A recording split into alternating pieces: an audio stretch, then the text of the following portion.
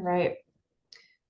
Welcome, everyone, to the September EP committee meeting. If you haven't met me, I'm Lisa Schlecht, working with Winnie behind the scenes in the EP committee for the past couple of years. Just recently got elected to be a co-chair, so I'm excited to work more closely with you all on different topics concerning the environment in our community. Before we jump into tonight's presentation, I wanted to just share a couple of upcoming events you might be interested in over the next couple weeks. Because one is this Wednesday, September 13th, there's going to be a joint Land Use Zoning Committee EP committee meeting at 7 p.m. via Zoom. And it's the first agenda item is going to be to talk about the resolution for the Dark Sky Preserve Amendment to the zoning ordinance. So you should have seen an invite from Jennifer Falcone with the information to log in. If you have any other questions about the agenda, you can send them to myself and Jennifer or bring them to the meeting. So that's this week. And then later this month, there's going to be a candidate forum at the Great Falls Grange. There's more information about that event on the website for GFCA, including a link where if you have any questions related to the environment or just other topics you're interested in, you can submit them and we'll be compiling them to ask the candidates. Some more information there. And then our October EP committee meeting is going to be in person at one of our parks at Colvin Run Mill. So there will be the staff on site to give us a presentation on the history of the mill and its role in the community, and we can kind of talk about how we can leverage this great park going forward for committee meetings, GFCA meetings, and just also more fun ways to kind of meet our neighbors and celebrate one of these local treasures. So I'll send out an email with more information about all three of these events, but just wanted to give you a heads up. And now we'll move into our main speaker for tonight. Thank you, Katie, for joining us. Katie's from the Virginia Cooperative Extension, and she's going to be talking about well water quality. And although I myself don't live with well water, very interested in learning more about this topic as well, because everything that we do in our own properties can impact our neighbors. So it's a really important topic for EP committee and residents as well. So we're excited to hear what you have to share, Katie. I'll pass it to you. All right, thank you. Yeah, I'm very glad to be here. Go ahead and share a couple slides. But as Lisa said, so I'm from Virginia Cooperative Extension, which some of you might have heard of. If you've ever worked with Cooperative Extension, feel free to put it in the chat and let me know what you've done. But a lot of people have heard of either our Master Gardener group or 4-H youth development. So there's a lot of things in the community that we do in Cooperative Extension. I personally am a registered dietitian, and I lead our nutrition and food safety programming throughout Fairfax County. And one of the really cool things that we do as a system in Cooperative Extension in Virginia is we have some awesome partners in Blacksburg who do great work. So the lab that they use was the lab that exposed a lot of the issues in, with lead really around the country. And so it's a really great lab. And the program that I'm going to talk to you about tonight is a partnership between us, our locality in Fairfax, and the lab in Blacksburg. So I just want to do a quick, I got to give credit to Erin Ling. She is the coordinator of the Virginia Household Water Quality Program, which I'm going to talk about. And so all of the statistics and the pictures and all the fun stuff I have from her.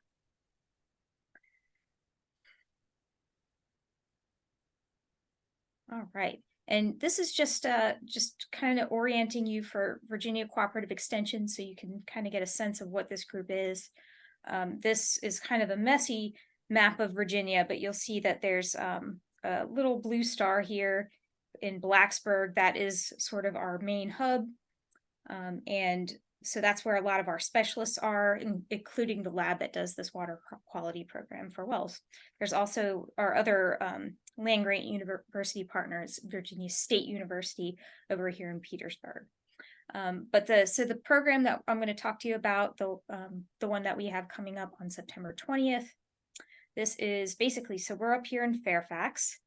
What I'm going to do, me and my coworker, we are going to collect all of the samples from people throughout Fairfax County. We're going to get in the car and we're going to drive down. I think we're going to meet the Blacksburg folks somewhere around Augusta, and we're going to give them all of your samples, and they're going to drive them back to the lab in Blacksburg and process them. By doing this, we're really efficient, so we're saving like all kinds of time and packaging, and so we're able to do this for an extraordinarily low cost. And I'll tell you a little bit more about that. But what I wanted to do tonight is just take a few minutes, talk, broadly about well water in Virginia. What is this program coming up on the 20th, September 20th, and then talk to you a little bit about some of the program results that Aaron has compiled that shows some of the interesting things about well water in Virginia and Fairfax County. So the program here that I'm here to talk about this, I've sent out emails. I'm sure most of you have received the flyer. If you haven't, you're welcome to contact me. This is also a QR code that you can scan that gets you to the registration page. But at this point, we checked the registration on Friday afternoon, and at that time there were still 43 kits available. So there are kits available if you would like to purchase one. And at the end, I'll go through the details, but essentially what you're going to do is on Monday or Tuesday, you're going to pick up the empty kit. On Wednesday, first thing in the morning, you're going to take water samples throughout your house, and then you're going to bring them to the Fairfax County Extension Office, and we're going to take them to Blacksburg. But just so zooming out more broadly, looking at Virginia, when we say private systems, so these well waters, wells are generally, what we consider to be private if they're, serving fewer than 15 connections, fewer than 25 people over 60 days. So well water construction, the location and the application, the regulations through Virginia Department of Health, effective in 1992, monitoring and maintenance is not required. Okay, so if you own your own well, you are responsible for the maintenance, the routine testing, and dealing with any problems. Okay, and so as you probably know, there's pros and cons to that. So wells, when we say wells in Virginia, in this, especially this part of the world, we generally mean like drilled or bored wells. Okay, so this at the bottom here is probably the most common, and they can range anywhere from 20 feet to 1,000 feet deep. We always try and locate them at least 50 feet from sources of a contamination, which might be, in other parts of the state that are more rural. It might be animals, any kind of, chemical runoff, any kind of, anything that you don't want to be drinking. You want to be at least 50 feet away. And then we seal off this opening into the ground with, casting, grouting, and we have a sanitary well cap. All of this is to keep surface water and any kind of contamination from going down into that well. Springs, on the other hand, and we don't see this as much in Fairfax County, but certainly throughout the state, we see springs.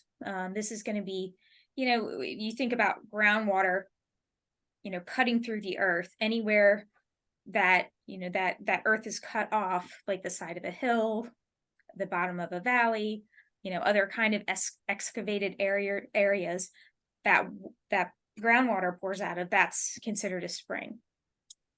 So people certainly use these all the time. They are highly susceptible to contamination from surface water. If you think about like the water doesn't have to travel very far to get into that spring water. Whereas if you've got a well that's 300 feet deep, the water's got to travel a really long way to get into there. So springs are a little bit riskier, but certainly something that a lot of people use.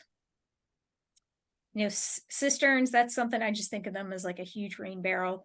They collection from rainwater, often off of rooftops, and people don't usually use these for drinking water because, of course, they can be pretty risky with bacteria. Really, whatever is falling off your roof is going to go into that water, and it can also be corrosive. But so that's broadly the types of, private water supplies that we have here in Virginia. In 2014, we had about 1.7 million people, or 22% of Virginians relying on wells. Okay, and I won't go into too much of this, but this is just to say that, if reiterating that if you are a well owner, you're the one responsible for figuring out, is there a problem? If there is, how do you fix it? And here on the right, we've got, so again, drilled wells. These are the most, in modern type of well that you're going to see. These spring boxes are rarer, and we still have a good number of bored wells around in Fairfax County, but they generally don't make those anymore. And okay, so as a state, if you look at the percent of people served by wells, so the number of people in the community that rely on wells, up by us in Fairfax, it's very low, right? There's only just a few pockets of people in Fairfax that rely on wells. And you look at, the middle part of the state and the, southwest part of the state, and out, in the peninsula, lot of people rely on wells. But of course, if any of you are familiar with the population of Virginia, as soon as you stop looking at percentages and you just look at numbers of people, Fairfax County, we have just such a huge population that we're one of the, as a county, that we have the largest number of people, that rely on wells. And of course, our neighbors, Loudoun and Prince William, have a lot as well. So, looking at numbers like this is why Extension, we have a really small office up here in Fairfax. There's really 3 agents. There's me, and I do nutrition programming. We have like horticulture and gardening. We also have 4-H youth development. But because of these numbers and the importance of this, we thought it was a really important program to bring to Fairfax. So that's why we really wanted to do this. All right, so you have a well. You're hopefully, if you don't come to our clinic, there's other ways to get it tested. Hopefully you know what it is that you're drinking. It's good to think about, what is affecting the water quality. And it can be many things. For the hardest one to change, frankly, is going to be just the way the water runs through the earth to get to your well. Okay, so that's going to be, limes cutting through limestone, all these different geographic formations that we really don't have a whole lot of control over. Of course, the local land use and surface activities, they are going to have a big impact on the well. So I mentioned earlier, we don't think of livestock in Fairfax County, but we certainly love our pets. We've got lots of pets. We've got other animals, lots of land use. We have lots of building and gas stations and all sorts of things that contribute to, what we are drinking. And of course, this picture here on the bottom is of some sort of herbicide application, I assume. But yeah, all of that stuff is going to end up back in the earth and potentially in someone's groundwater. So of course, your quality is going to be affected by where you choose to drill that well. What part of your property did you decide to drill it, or will you decide to drill it? Was it constructed well? Has that construction held up over time? Has it been maintained? So all of these things are going to make a big difference. And then of course, it gets even more tricky, because even if you do all that right, you've got a beautifully drilled well, that, that the area around is, fairly clean and free of contaminants, then, getting that water through your house, that's another source of potential problems. So the actual plumbing, you've probably heard of, the lead pipes, and there's all these issues that can happen within your house as well. And I don't mean to like fear monger about this. It's not like, everyone, needs to run out and freak out. Just saying that this is, what we look at. If we see a problem, that's the kind of thing we're going to think about. All right, so to help Virginians better understand their drinking water, and to, give them the resources to make decisions. Virginia Cooperative Extension started this program in 1989.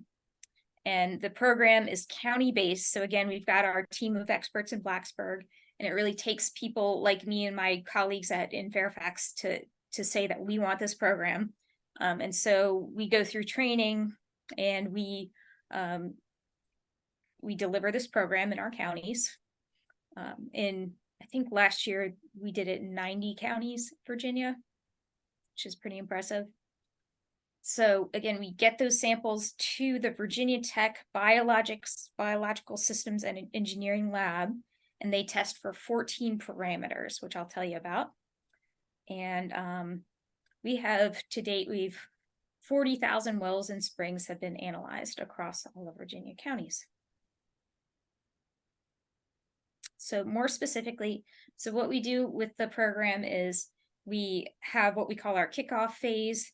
And so this is going to be next Monday and Tuesday. We're going to have a couple hundred sample kits at the extension office, and everyone can come on Monday or Tuesday to pick up their kit.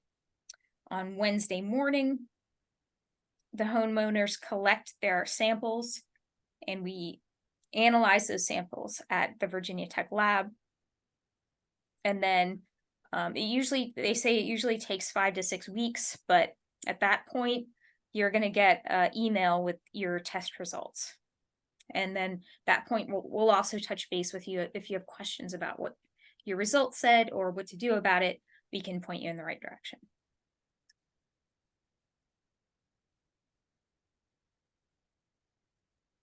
Okay, so I said that they analyzed 14 parameters, and this is a list of all of them. So the big ones that a lot of people are concerned about are bacteria. This is especially important if you have, young children living there, or it's the kind of thing where, if you have someone with a weakened immune system, people can get pretty sick with this. So this is one that we consider to be pretty critical. A lot of these other ones down here might be, depending on, where they are, may or may not be a health concern. So for example, if let's say that your sodium's a little bit high, it's not great. I'm a dietitian. I don't want people eating a lot of sodium, but it's not the end of the world. But if your lead levels are even incrementally high, that's going to be a more serious issue that we're going to really want you to pay attention to. Same with arsenic. Arsenic's rare around here, but sometimes it gets in there somehow. So this is the analysis. We got nitrate, we've got our different minerals, sulfate, hardness. All of this is really important to, understanding how your well, how healthy it is and what needs to be done. You might notice, so I do get a lot of questions about, in the news, there's a lot of talk about PFAS, which are, these are the forever chemicals, if you've heard them talk about that in the news. And that is the chemicals that we've been using for the last few decades. And we're finding them, they don't leave our bodies. They do have health effects. We don't understand the extent of all this yet, but we know they're everywhere, and they're in our groundwater, they're in our drinking water. So I get a lot of questions about that. That's definitely something the lab is thinking about, but we don't have that on our list right now. It's just, I can answer questions about that later, but it's just, we're just not there yet. And frankly, even if we did know which ones to test for, we don't have great solutions on how to get them out anyway.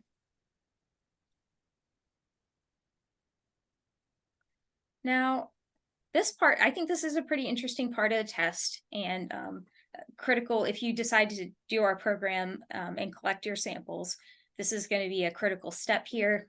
And this idea of first draw versus flush samples. Now, the first draw, what that means is, so you've got, let's take your kitchen sink, your faucet. That's what people generally test, because that's what we're, drinking with, cooking with. That's what we tend to consume. But if you leave your water sitting there overnight, at least 6 hours, you're going to see more residual the water's going to have more contact with those pipes. And so if you catch that first water that comes out, you're going to be able to see what happens to the water that has been sitting in your pipes overnight. And then when you compare that to a flush sample, which means that, you run your tap for a minute or two, you can compare those two and you might see higher levels of certain, especially metals like copper and lead. So the examples, copper and lead, they're not usually found in groundwater, but we do see a lot of pipes they could reach from the plumbing into your water. But so if the materials are in your plumbing, we are going to see it in that overnight, that first flush. That first draw.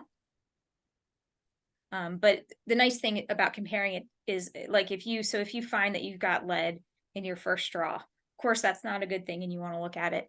But if after you run the tap for a minute and then that second sample is much lower in lead, or lead is not found, then you're in much better shape, because if once you run your water, you're getting safe water.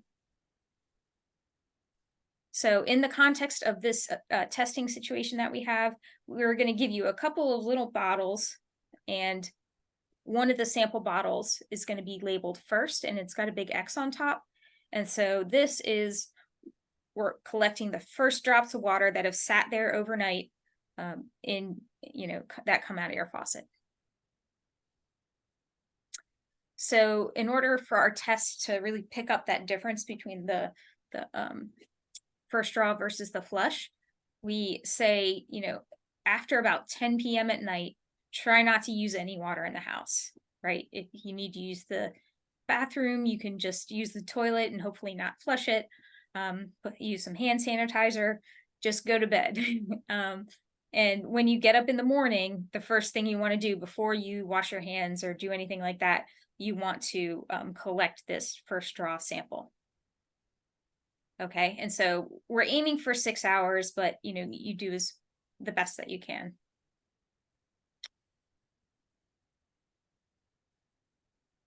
And that's it. And this is I like this picture. This is from their lab, and you can see that they've got all the different bottles that we ask you to fill up, and these are the ones with the X's on them that we know are the first draw.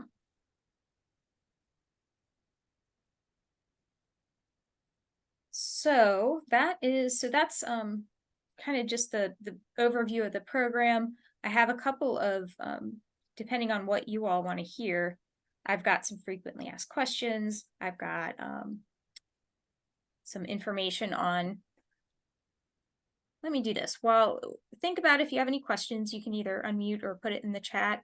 While you do that, I'm going to pull up last year's sample summary. So what this is, so last year we had 102. Can you give me a thumbs up, Lisa, if you can see that? Or, thank you. Okay, so last year after our program, we had 102 samples. The data that you receive is confidential, so I don't get a copy of your test results. That's not shared with anyone but you, but they do send me a summary of all this is all 102 samples averaged out. Okay, so this is interesting to me because you can look and see that in progress. So yeah, you can see what things tend to be issues with the samples that we get. Is this for all of Fairfax County? This is so everyone who participated in our clinic last year. For the county versus by zip code. Right. So the way it works is the lab schedules a specific day for each county. So on September 20th, they're just going to be processing the lab samples for Fairfax. So yeah. Sorry, if you're not on mute, could you put yourself on mute? Otherwise, thank you. So, Katie, what are the typical issues that are found, and how frequently are they found? Yeah, so this is pretty common. So this is a better graphic. This is from last year, everyone in Virginia, and I'll show you, but ours in Fairfax match pretty closely to this.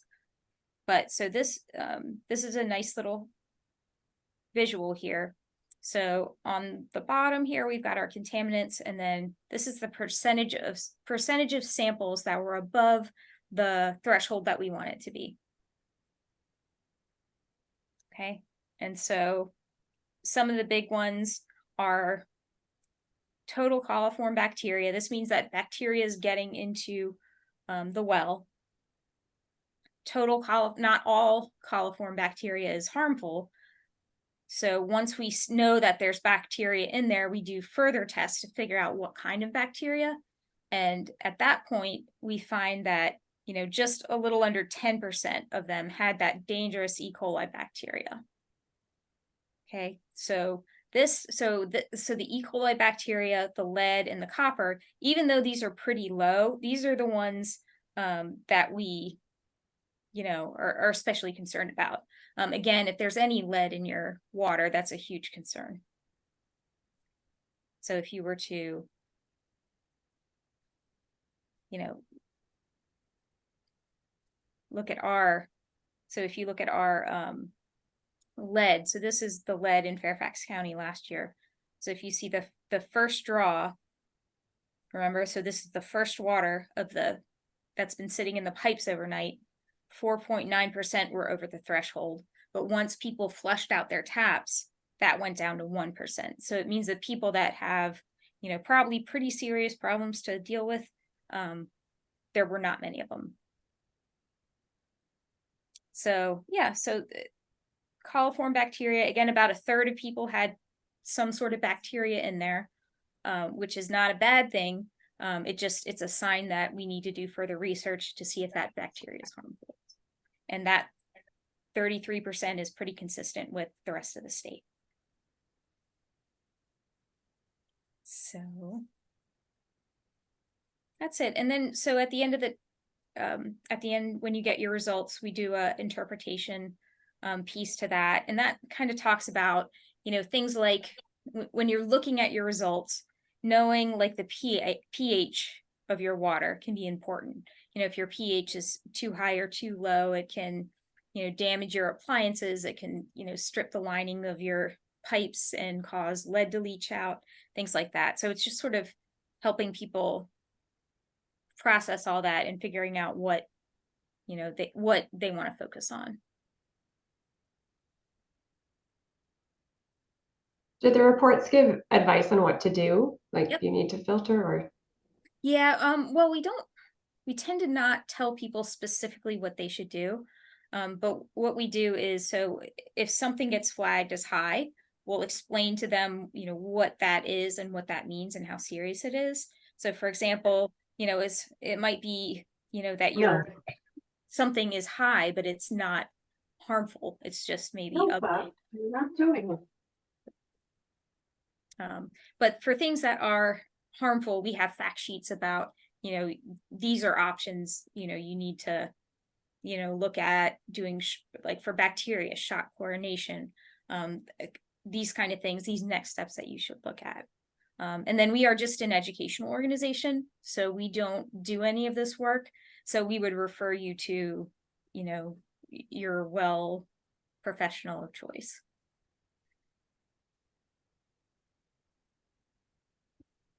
Do the other members of the committee have questions? Anyone maybe who owns wells, who hasn't done this process, who has gone through the process? I'm just curious, are anyone on here, are you participating or do you plan to participate? Yeah, we got one thumbs up. Cool. That's great. So again, we do have spots left. I was afraid we were going to sell out this year, so they gave us a little bit more. All right, and oh, I see a great question here. If we've had a test before, do you compare our previous results? Great question. We do not, because of the whole privacy thing, right? But if you have your results from a previous test, you'll be able to compare them, right? Because the printout is going to look similar. Oh, and how often should you test your well? That's a great question. So if you are moving into a new place or just getting used to your well, you should test it every year until you have it figured out, if that makes sense. So if you test it once and then you tweak a few things and get a new filter and get a new well cap or whatever, and then you keep testing it, and it, things look fine, then you can get, go down to every 3 years or something like that. What else, Ed? Yes, I have a question. Can you tell us, like, what was the most surprising thing you found in one of these results? Like Silence of the Lambs, there's people down at the bottom of the well. Well, fortunately, I'm not going out to anyone's well site, so I'm not physically seeing these things. And this might be a really boring answer, but I think it's somewhat comforting that I've not been like shocked by any of this. So I think our water's pretty good out here. We're all doing a pretty good job. We just see the normal things.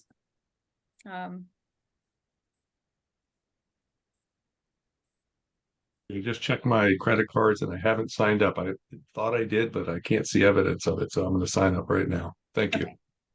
Great.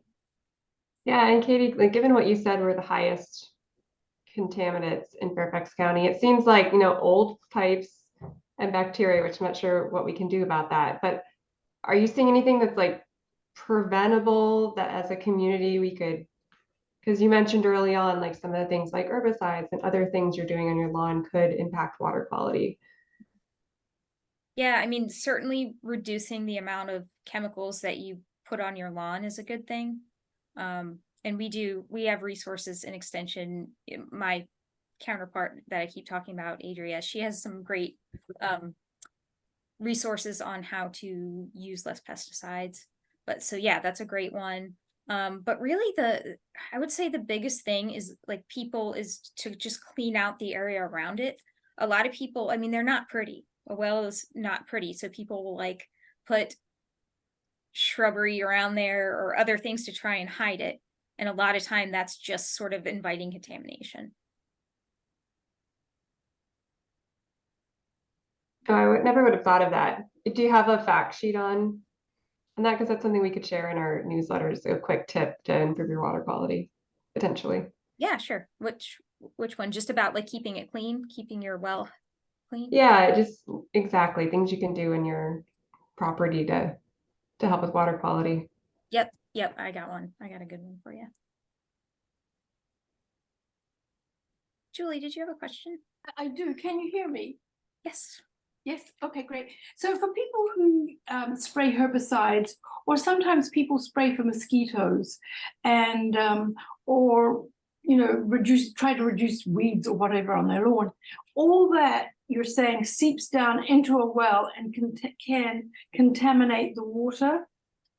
I'm saying it's possible. Yes. I don't know that it happens in every case. No, right. But it's possible. Oh, good to know. Thank you. Yeah. This is extremely interesting. I found it very interesting. Thank you so much for talking to us about this. Oh yeah.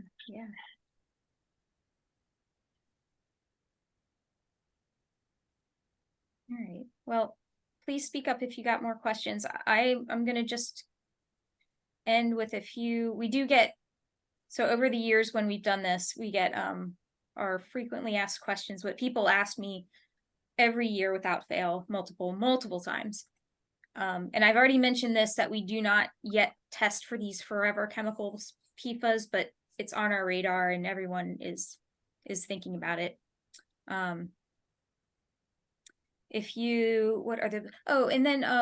So Great Falls, about 1 in 3, so about a third of our participants in this clinic come from Great Falls.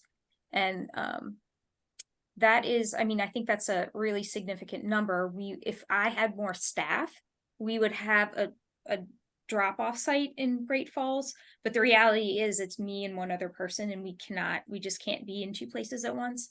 So we are working on having a volunteer, set up a collection site in Great Falls and driving them out on Wednesday morning. So if you're interested in that or know someone who is, you can let me know.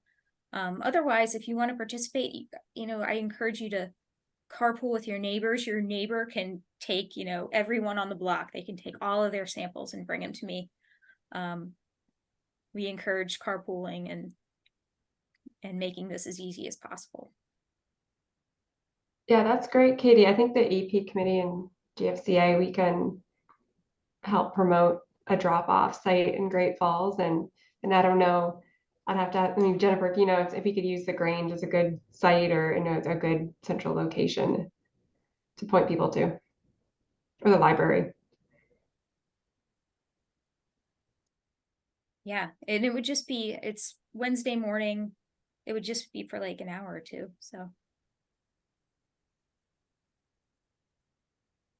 And what else? And yeah, and if we have the pickup Monday and Tuesday. If you can't come at that exact time that we have listed, you can just come during business hours. Just let us know so we're ready for you. Again, we're a really small staff, so we just need to know when you're coming. And it's some people, if you just cannot, for whatever reason, you cannot get your sample to the Fairfax office, people will ship it overnight to the lab. If that's something that you need to do, let me know. And I'll need to put you in touch with Aaron, who's the mastermind of all of this.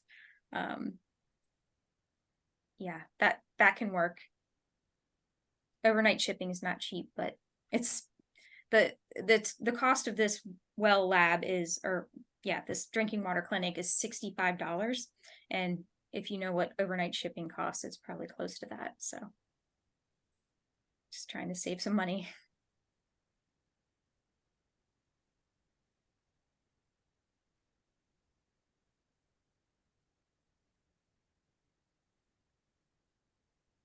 And I guess the last thing, I'll just want to give credit to Erin Ling. She's one of my favorite coworkers down in Blacksburg. She's wonderful. So if you ever, I'm the one that coordinates things. I coordinate like getting all the samples together and getting them to Blacksburg, but she's really the one that knows all the details of, more complicated issues. And then, exactly, she runs the lab, so she knows all about this, and she's very responsive. So if you ever want to reach out to her, wellwater@vt.edu.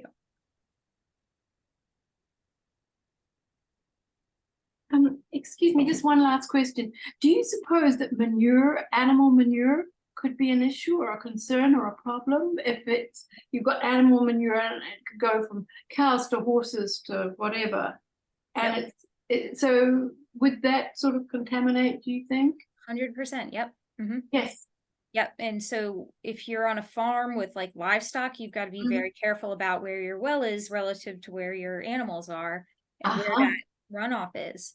But it's not just cows and pigs. It's also dogs and birds and, Right. Yeah.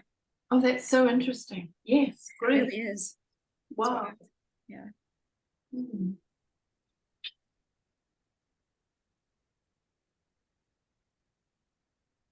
Any other questions?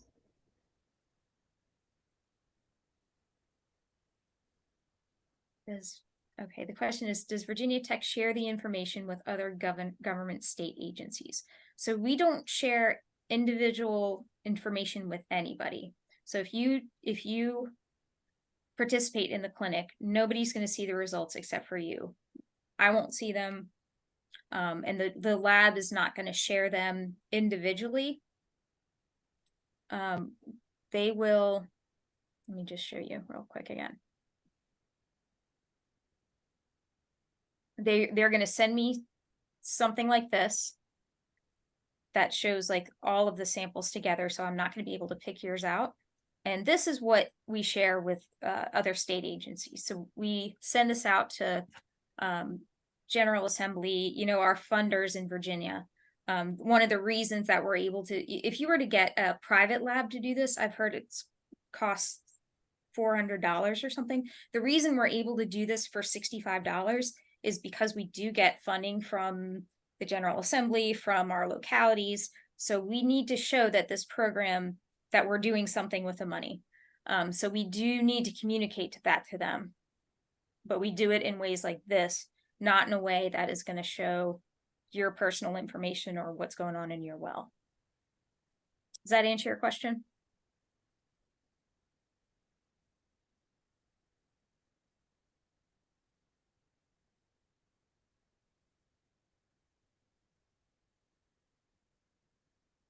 Awesome.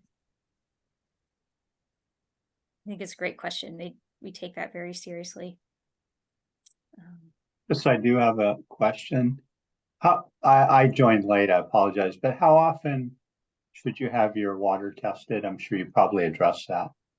Yeah, there's not a cookie cutter answer. If you are, I would say do it every year until you figure out, until you get into a groove with your well.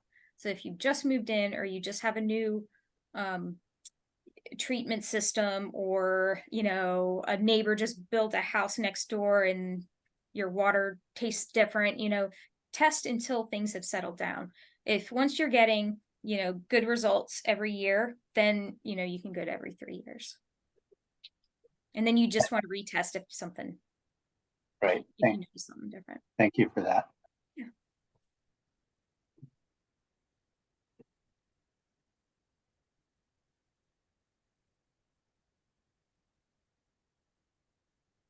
Well, thank you so much, Katie. Could you pull up the dates again?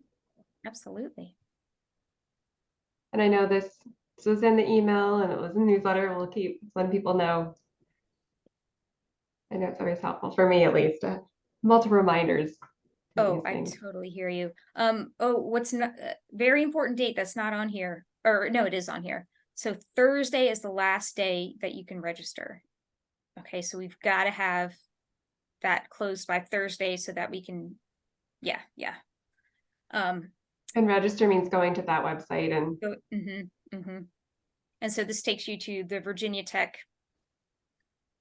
payment system that I have nothing to do with. If you have any questions about the payment, there's a help contact there. I think it's VCE programs at vc.edu, but if you contact them directly, you'll get a faster answer.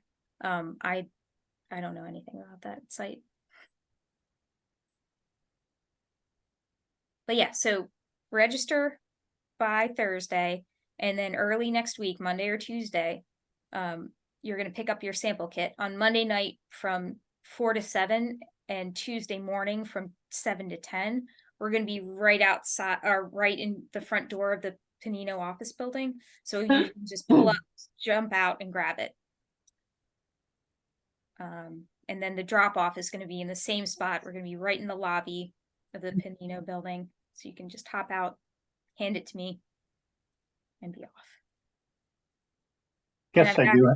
I'm sorry. I guess I do have another question, if you don't mind. My wife had a pretty serious sinus infection, and she actually had to have some surgery for it. And they went up into her sinal cavity and did whatever. It was a bacterial infection. Could that by chance be caused from the water? You know, that's a great question for a doctor, because I don't know what the infection was. Yeah. So what we look for is E. coli. Specifically, we do a sort of a blanket test, what we call for like general just coliform bacteria. And if that comes back positive, we do a test for E. coli. And I'm sure you've all heard E. coli before, but that is the strain that comes from, it originates in fecal matter somewhere. And that is what can make people really sick and die. And that's what you've heard about, like with the burgers that are contaminated and the lettuce. And that's the kind of thing that those have not been like sinus related. Those are more like kidney, organ failure, these really gruesome things.